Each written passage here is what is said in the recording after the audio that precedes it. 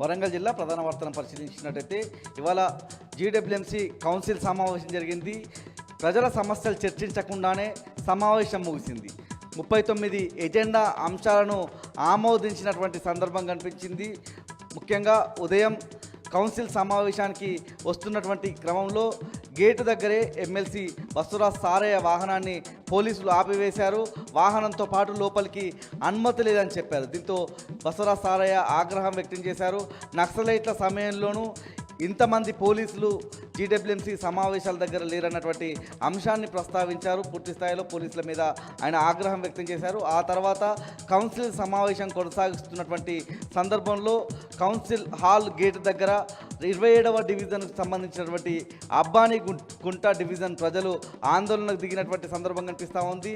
కొత్త రోడ్లు నిర్మిస్తామని పాత రోడ్లన్నీ కూడా తొలగించి కొత్త రోడ్లు నిర్మించకపోవడం వల్ల కంకర పోసి ఉన్నటువంటి ఆ కంకర కుప్పలను ఢీకొని వాహనాలు రోడ్డు ప్రమాదాలకు గురవుతున్నాయని, వెంటనే ఆ కంకర తీసినటువంటి ఏదైతే ఆ రోడ్లను తొలగించినటువంటి రోడ్లను కొత్త రోడ్లు వేయాల్సినటువంటి అవసరం కనిపిస్తుందని వాళ్ళంతా కూడా డిమాండ్ చేశారు.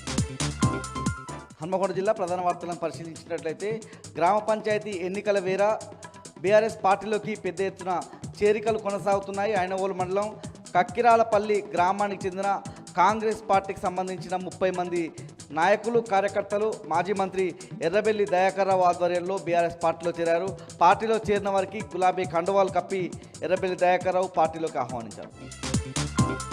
జయశంకర్ భూపాలపల్లి జిల్లా ప్రధాన వార్తలను పరిశీలించినట్టయితే భూపాలపల్లి నియోజకవర్గంలోని చిట్యాల, టేకుమట్ల మండలాలకు సంబంధించినటువంటి కాంగ్రెస్ పార్టీకి చెందిన మాజీ సర్పంచ్లు, వార్డు మెంబర్లతో పాటు 150 మంది కార్యకర్తలు మాజీ ఎమ్మెల్యే గండ్ర వెంకటరమణారెడ్డి ఆధ్వర్యంలో బీఆర్ఎస్ పార్టీలో చేరారు.